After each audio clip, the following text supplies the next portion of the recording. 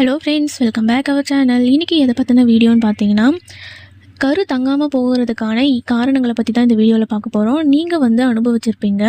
உங்களுக்கு பாசிட்டிவ்னு வந்திருக்கும். நீங்கள் கார்ட் டெஸ்ட் பண்ணி ப்ரெக்னன்சி டெஸ்ட் பண்ணி பாசிட்டிவ்னு வந்திருக்கும். ஆனால் சில நாட்கள்லேயே உங்களுக்கு ப்ளீடிங் அப்படிங்கிறது ஆரம்பிச்சிருக்கும். இது எதனால் அப்படின்னு நீங்கள் யோசிச்சு பார்க்காம ஹாஸ்பிட்டல் போய் செக் பண்ணி பார்த்தீங்கன்னா டாக்டர் கரு தங்கலை அப்படின்னு உங்ககிட்ட சொல்லியிருப்பாங்க. இதனால் நீங்கள் ரொம்ப மனசு உடைஞ்சி நமக்கு நம்மளுடைய உடம்புல தான் எதனா பிரச்சனை இருக்குமோ, இல்லை நம்ம எதனா தப்பு பண்ணிட்டோமோ, இனிமேல் நம்மளுக்கு குழந்தையே பிறக்காதா அப்படின்னு ரொம்பவே ஃபீல் பண்ணுவீங்க. இதுக்கான ரீசன் தான் என்ன, ஆரம்பத்திலே கரு ஏன் கலையுது அப்படிங்கிறத பற்றி தான் இந்த வீடியோவில் பார்க்க போகிறோம்.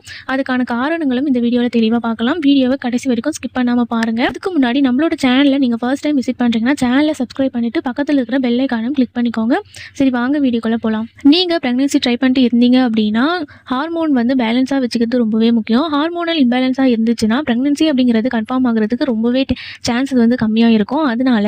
அதாவது நீங்கள் ஒரு செடி நல்லா வளரணுன்னா மண் எப்படி வளமாக இருக்கணுமோ அதே மாதிரி தான் கர்ப்பம் நல்லா நிலைக்கணும்னா உங்களுடைய உடம்புல ஹார்மோன்கள் அப்படிங்கிறது சரியான அளவில் இருக்கணும். குறிப்பாக இந்த ப்ரொஜெஸ்டரான் அப்படிங்கிற ஹார்மோன் சரியான அளவில் இருந்தால் தான் உங்களால் ப்ரெக்னென்ட் அப்படிங்கிறது கன்ஃபார்மே ஆக முடியும். ஹார்மோன்கள் இம்பேலன்ஸாக இருந்தால் ப்ரெக்னன்சிக்கு சான்சஸே இல்லை அப்படின்னு சொல்ல முடியாது. சான்சஸ் கம்மியாக இருக்கிறதுக்கு நிறையவே வாய்ப்பு இருக்குது. இந்த ப்ரொஜெஸ்டரான் அப்படிங்கிற ஹார்மோன் தான் கர்ப்பப்பையை தயார் செஞ்சு அந்த குட்டி கருவை அப்படியே தாங்கி பிடிக்கும். ஒருவேளை இந்த ஹார்மோன் அப்படிங்கிறது உங்கள் உடம்புல குறைவாக இருந்தாலே கர்ப்பப்பைக்குள்ளே சரியாக பதியாமல் போகிறதுக்கு நிறையவே வாய்ப்பு இருக்குது. இதனால் என்ன நடக்கும் அப்படின்னு பார்த்தீங்கன்னா, ஆரம்பத்திலே லேசான ரத்த கசிவு, ஸ்பாட்டிங் அப்படிங்கிற மாதிரி வர ஆரம்பிக்கலாம். அது மட்டும் இல்லாமல் அடி வயிற்றில் தாங்க முடியாத அளவுக்கு வலி இருக்கும் உங்களுக்கு. கடைசியாக அந்த குட்டி கரு வளர்ச்சியே இல்லாமல் ஹார்ட் பீட்டே இல்லாமல் உங்களுக்கு கரு கலையிறதுக்கு நிறைய வாய்ப்பு இருக்குது. இப்போ இருக்கிற காலகட்டத்தில் PCOS இருக்கிற பெண்களுக்கு இந்த ஹார்மோன் குறைபாடு இருக்கிறதுக்கு நிறையவே வாய்ப்பு இருக்குது. அதனால் உங்களுக்கு பீரியட்ஸ் தள்ளி போயிருந்தாலோ இல்லை அப்படின்னா பீரியட் சரியாக இல்லைனாலோ உடனே ஒரு செக்கப் பண்ணிக்கிறது ரொம்பவே நல்லது. இதனால் கூட உங்களுக்கு கரு கலையிறதுக்கு நிறையவே வாய்ப்பு இருக்குது. அடுத்ததாக உங்களுடைய கர்ப்பப்பையில் எதனா பிரச்சனை இருந்தாலும் கூட கரு கலையிறதுக்கு நிறையவே வாய்ப்பு இருக்குது. அதாவது ஒருவேளை உங்களுடைய கர்ப்பப்பையோட ஷேப் ஏதாவது பிறவி குறைபாடுகள் இருந்தாலோ அந்த கருவால் உள்ளே போய் சரியாக பதியறதுக்கு, அதாவது இம்ப்ளான்ட் ஆகிறதுக்கே இடமே இருக்காது.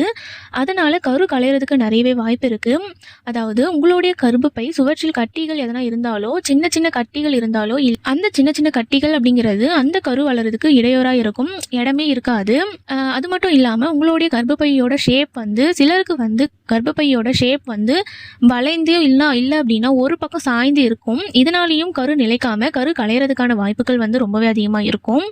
அண்ட் இதோட எண்டோமெட்ரியம் அப்படிங்கிறது ரொம்பவே முக்கியம். கரு நல்லா பதிந்து வளர்கிறதுக்கு எண்டோமெட்ரியம் அப்படிங்கிறது ரொம்பவே இம்பார்ட்டண்டான ஒன்று. இது உங்களுக்கு ரொம்ப முக்கியமான ஒன்று. கரு கர்ப்பப்பையில் ஒரு மெத்தை மாதிரி, ஒரு அடுக்கு மாதிரி இருக்கும் இந்த எண்டோமெட்ரியம் அப்படிங்கிறது. அதுதான் கருவை தாங்கி பிடிக்கக்கூடியதாக இருக்கும். அந்த அடுக்கு ரொம்ப மெலிசா இல்லை அப்படின்னா வீக்காக இருந்துச்சு அப்படின்னா உங்களுடைய கரு அங்கே ஒட்டி பதிந்து அதால் வளர்கிறதுக்கு இடமே இருக்காது, வளரவும் முடியாது. எண்டோமெட்ரியம் அப்படிங்கிறது வீக்காக இருந்தாலோ இல்லை அப்படின்னா திக்னஸாக இருந்தாலோ கரு ஒட்டி வளர்கிறதுக்கு, பதிஞ்சு வளர்கிறதுக்கு அங்கே அதால் முடியாது. இதனால தான் அந்த ஒரு வாரத்துலேயோ இல்லை அப்படின்னா 10 நாட்கள்லையோ உங்களுடைய கரு தானாகவே கலைஞ்சு வெளியே வர்றதுக்கான ரீசன் அப்படிங்கிறது.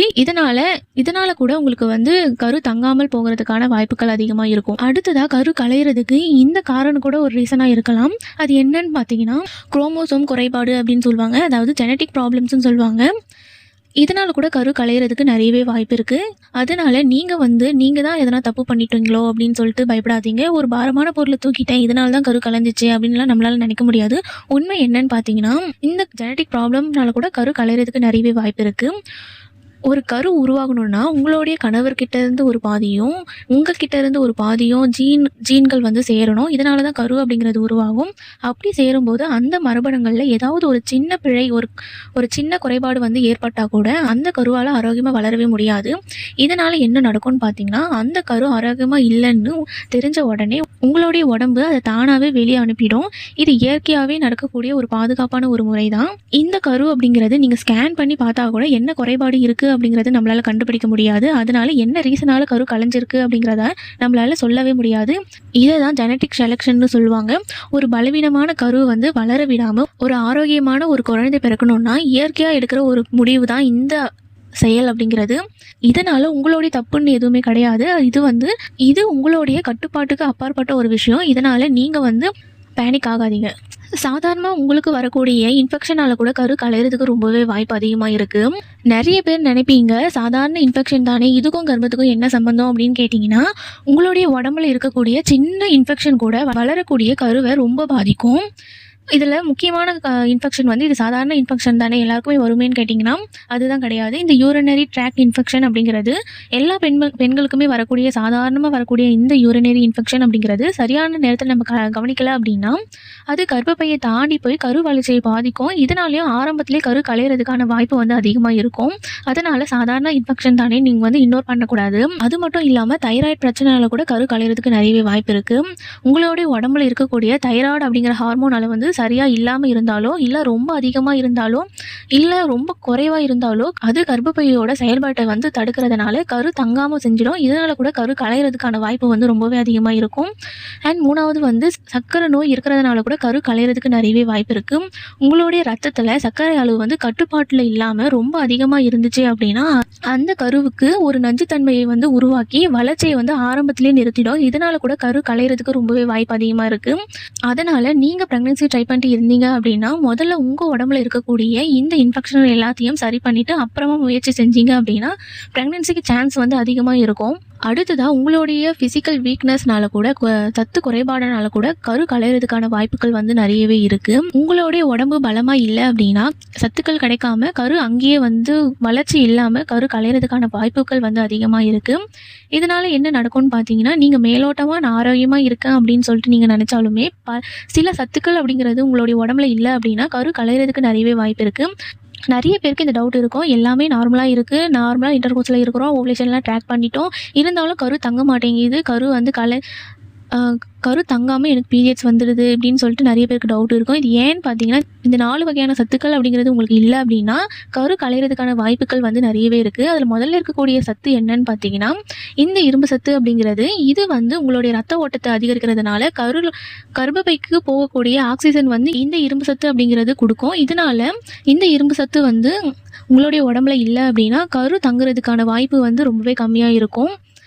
இந்த இரும்பு சத்து வந்து நீங்கள் ப்ரெக்னன்சியை வந்து கன்ஃபார்ம் பண்ணிட்டதுக்கப்புறம் உங்களுக்கு வந்து இரும்பு சத்து மாத்திரை வந்து உங்களுக்கு தருவாங்க. இதனால தான் உங்களுக்கு இரும்பு சத்து மாத்திரை அப்படிங்கிறது வந்து ஹாஸ்பிட்டலில் கொடுக்குறாங்க. ரெண்டாவது இருக்கக்கூடியது வந்து இந்த ஃபோலிக் ஆசிட். இந்த ஃபோலிக் ஆசிட் வந்து எல்லாருக்குமே தெரியும், இதுதான் கருவோட மூளை அண்ட் நரம்பு மண்டல வளர்ச்சிக்கு ரொம்பவே ஆதரவாக இருக்கும். இந்த ஃபோலிக் ஆசிட் வந்து உங்களுடைய உடம்புல இல்லை அப்படின்னா கரு வந்து இயர்லியாகவே கரு கலையிறதுக்கு ரொம்பவே வாய்ப்பு வந்து அதிகமாக இருக்கும். இதையும் ஹாஸ்பிட்டலில் வந்து நீங்கள் ப்ரெக்னன்சி கன்ஃபார்ம் ஆகிட்டிங்கன்னா ஃபோலிக் ஆசிட் அப்படிங்கிறது தருவாங்க. இதை நீங்கள் ப்ரெக்னன்சி ட்ரை பண்ணிட்டு இருந்தாலுமே 3 மந்த்துக்கு முன்னாடியே ப்ரெக்னன்சி ட்ரை பண்ணிட்டீங்கன்னா 3 மாதம் வரைக்கும் நீங்கள் வந்து எடுக்கலாம். அதாவது ப்ரெக்னன்சி ட்ரை பண்ணுறீங்க அப்படின்னா அதுக்கு முன்னாடி 3 மாதம் வரைக்கும் இந்த ஃபோலிக் ஆசிட் அப்படிங்கிறது நீங்கள் எடுத்துக்கலாம். மூணாவது என்னென்னு பார்த்தீங்கன்னா வைட்டமின் டி. எலும்புக்கும் ஹார்மோன் சமநிலைக்கும் இது ரொம்பவே அவசியம் இந்த வைட்டமின் டி அப்படிங்கிறது. நாலாவதாக வந்து புரதச்சத்து புரோட்டீன். கருவோட ஒவ்வொரு செல்லுக்குமே இதுதான் அடிப்படை அப்படிங்கிறது இந்த புரதச்சத்து அப்படிங்கிறது. இந்த 4 சத்துக்களுமே நீங்கள் வந்து கரெக்டாக மெயின்டைன் பண்ணுங்கள். இந்த 4 சத்துக்களும் நீங்கள் மெயின்டைன் பண்ணீங்க அப்படின்னா கரு கலையிறதுக்கான வாய்ப்புகளை வந்து நம்ம குறைக்க ரொம்பவே ஹெல்ப்ஃபுல்லாக இருக்கும். இப்போ இருக்கிற இந்த அவசர உலகத்தில் சத்தான உணவுகளை விட்டுட்டு ஜங்க் ஃபுட் வந்து அதிகமாக சாப்பிட்றதுனால ஹார்மோனல் இம்பேலன்ஸ் அப்படிங்கிறது நம்மளுக்கு வந்து ஏற்படும். அது மட்டும் இல்லாமல் இன்றைக்கி இருக்கக்கூடிய எல்லா கேர்ள்ஸுமே வேலைக்கு போகிறதுனால காலையில் இருக்கக்கூடிய சாப்பாடை வந்து யாருமே சாப்பிடாம அவாய்ட் பண்ணிடுறாங்க. இதனால் அவங்களுடைய உடம்பு அப்படிங்கிறது பலவீனமாக ஆகிடும். சரியான சத்து இல்லை அப்படின்னா அவங்களுடைய உடம்பும் பலவீனமாக ஆகிடும். இதனால் கூட கரு கலையிறதுக்கான வாய்ப்புகள் இருக்குது. இந்த 4 சத்துக்களுமே அதிகப்படுத்தினீங்க அப்படின்னா கரு கலையாமல் நம்ம வந்து தடுக்கிறதுக்கான வாய்ப்பு வந்து அதிகமாக இருக்கும். நீங்கள் ப்ரெக்னன்சி ஆகிறதுக்கும் ஹெல்ப்ஃபுல்லாக இருக்கும். இந்த ஒரு சின்ன விஷயத்தினால கூட உங்களால் ப்ரெக்னென்ட் ஆக முடியாமல் இருக்கலாம். கரு கலையிறதுக்கான வாய்ப்பும் அதிகமாக இருக்கும். அது என்னன்னு பார்த்தீங்கன்னா இந்த ஸ்ட்ரெஸ் அப்படிங்கிறது, மன அழுத்தம் அப்படிங்கிறது தான். நீங்கள் ப்ரெக்னன்சி ட்ரை பண்ணிட்டு இருந்தீங்க அப்படின்னா நான் ப்ரெக்னென்ட் ஆகணும், நான் எனக்கு ஏன் ப்ரெக்னென்ட் இல்லை அப்படின்னு ரொம்ப ஸ்ட்ரெஸ் ஆகுனீங்க, ரொம்ப கவலைப்பட்டீங்க அப்படின்னா உங்களால் ப்ரெக்னென்ட் வந்து ஆகவே முடியாது. கரு கலையிறதுக்கான வாய்ப்புகளும் நிறையவே இருக்குது. அதனால் ஸ்ட்ரெஸ் வந்து ஆகவே ஆகாதீங்க. இதனால் என்ன ஆகும், உங்களுடைய உடம்புல என்ன ஆகும்னு பார்த்தீங்கன்னா கார்டிசோல் அப்படிங்கிற ஹார்மோன் வந்து சுரக்க ஆரம்பிக்கும். உங்களுடைய உடம்புல நீங்கள் ஸ்ட்ரெஸ்ஸாக இருந்தீங்க அப்படின்னா அந்த ஹார்மோனல் இம்பேலன்ஸ் அப்படிங்கிறது வந்து உங்களுக்கு ஏற்படும். நீங்கள் ஸ்ட்ரெஸ்ஸாக இருந்தீங்க அப்படின்னா இதனால் உங்களுடைய கர்ப்பப்பை சுருக்கம் அப்படிங்கிறது ஏற்படும். நீங்கள் அதிகமாக ஸ்ட்ரெஸ் ஆகும்போது கர்ப்பப்பை தேவையில்லாமல் சுருங்க ஆரம்பிக்கும். இதனால் கருவால் அங்கே வந்து கருவால் பதியறதுக்கான வாய்ப்பு வந்து ரொம்பவே கம்மியாகும்.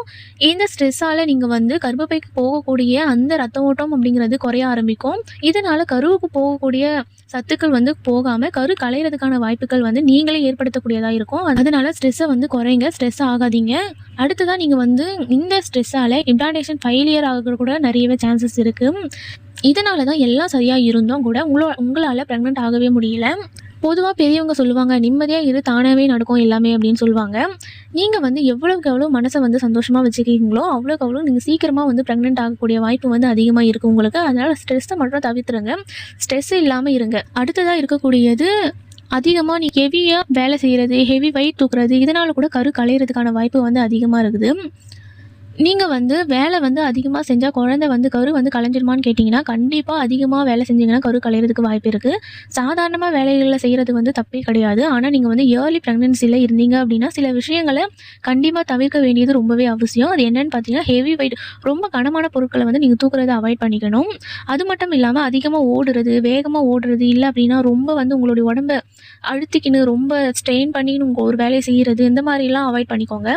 அது மட்டும் இல்லாமல் நீங்கள் வந்து அடிக்கடி படிக்கட்டு ஏறாமல் இருக்கிறது தான் ரொம்பவே முக்கியமான விஷயம். அடிக்கடி படிக்கட்டு ஏறி இறங்குனீங்க அப்படின்னா உங்களுடைய கருவில் வந்து உங்களுடைய கருவப்பையில் ஒரு அழுத்தம் ஏற்பட்டு உங்களுடைய கருவை வந்து பாதிக்கிறதுக்கு நிறையவே வாய்ப்பு இருக்குது. அதனால் கரு பதியும் போது இயர்லி ப்ரெக்னன்சியில் இருக்கீங்க அப்படின்னா, கன்ஃபார்ம் பண்ண போகிறீங்க அப்படின்னா, கன்ஃபார்ம் பண்ணிட்டீங்க அப்படின்னாலும் படி ஏறுறது, ஹெவி வெயிட் தூக்குறது, ஓடுறது, அதிகமாக வேலை செய்கிறது, அந்த மாதிரிலாம் இருக்கிறத அவாய்ட் பண்ணிக்கோங்க. இது உங்களுடைய கரு வந்து பீரியட் தள்ளி போனாலுமே கரு கலைந்து பீரியடாக உங்களுக்கு வரதுக்கு நிறையவே வாய்ப்பு இருக்குது. இயர்லியாக மிஸ்கேரேஜ் ஆச்சு அப்படின்னா நம்மளால் அது வந்து மிஸ்கேரேஜ் தான் ஆகுது அப்படின்னு சொல்லிட்டு நம்மளால் கன்ஃபார்ம் பண்ணிக்க முடியாது. நீங்கள் கார் டெஸ்ட் பண்ணிட்டு அதுக்கப்புறம் வந்துச்சுன்னா மிஸ்கேரேஜ் ஆயிடுச்சு அப்படின்னு நம்ம வந்து சொல்ல முடியும். ஆனால் இயர்லியாக மிஸ்கேரேஜ் ஆயிடுச்சு அப்படின்னா நம்மளால் அதை வந்து கண்டுபிடிக்க முடியாது. அதனால் நீங்கள் கொஞ்சம் கேர்ஃபுல்லாக இருக்கிறது ரொம்பவே முக்கியம். அடுத்ததாக இருக்கக்கூடியது என்னென்னு பார்த்தீங்கன்னா, ஏஜால் கூட உங்களுக்கு வந்து கரு களையிறதுக்கான வாய்ப்பு வந்து அதிகமாக இருக்குது. உங்களுக்கு 30 ஆயிடுச்சு, 35 ஆயிடுச்சு அப்படின்னு பார்த்தீங்கன்னா கரு களையிறதுக்கான வாய்ப்பு, கரு தங்கினாலும் கரு களையிறதுக்கான வாய்ப்பு வந்து அதிகமாக இருக்கும். இது ஏன் அப்படி இருக்குன்னு பார்த்தீங்கன்னா, உங்களுடைய எக் வந்து குவாலிட்டியாக இல்லாமல் இருக்கும். ஒரு குறிப்பிட்ட ஏஜ் வரைக்கும் எக் குவாலிட்டி வந்து அதிகமாக இருக்கும். உங்களுடைய உடம்புல இருக்கக்கூடிய அந்த கருமுட்டை வந்து எக் குவாலிட்டி வந்து குறைய ஆரம்பிக்கிறதுக்கான தரமான முட்டை இல்லை அப்படின்னா அது ஆரோக்கியமான கருவாக மாற முடியாது. இதனால தான் இயர்லியாக கரு களையிறதுக்கான வாய்ப்பு வந்து அதிகமாக இருக்குது. இதுக்காக நீங்கள் வந்து பயப்படாதீங்க. சரியான மருத்துவ ஆலோசனை, முறையான பராமரிப்பு இருந்தாலே நீங்கள் வந்து 35 வயசுக்கு மேலேயும் கூட ஆரோக்கியமான ஒரு குழந்தைய வந்து ஈஸியாக உங்களால் பெற்றுக்க முடியும். அதனால் 35 வயசு ஆயிடுச்சு அப்படின்னு சொல்லிட்டு நீங்கள் வந்து பேனிக் ஆகாதீங்க. நீங்கள் வந்து எக் குவாலிட்டி வந்து ரொம்பவே முக்கியம். இதனால் கூட கரு களையிறதுக்கான வாய்ப்புகள் வந்து அதிகமாக இருக்குது. இந்த வீடியோ உங்களுக்கு பயனுள்ளதாக இருந்திருக்கும்னு நான் நம்புகிறேன். இந்த வீடியோ பிடிச்சிருந்தா ஒரு லைக் கொடுத்துருங்க. ப்ரெக்னன்சி ரிலேட்டடான வீடியோஸ் தெரிஞ்சுக்கணும் அப்படின்னா நம்மளோட சேனலை சப்ஸ்கிரைப் பண்ணிக்கோங்க. இந்த வீடியோ பார்த்தமைக்காக அனைவருக்கும் மிக்க நன்றி.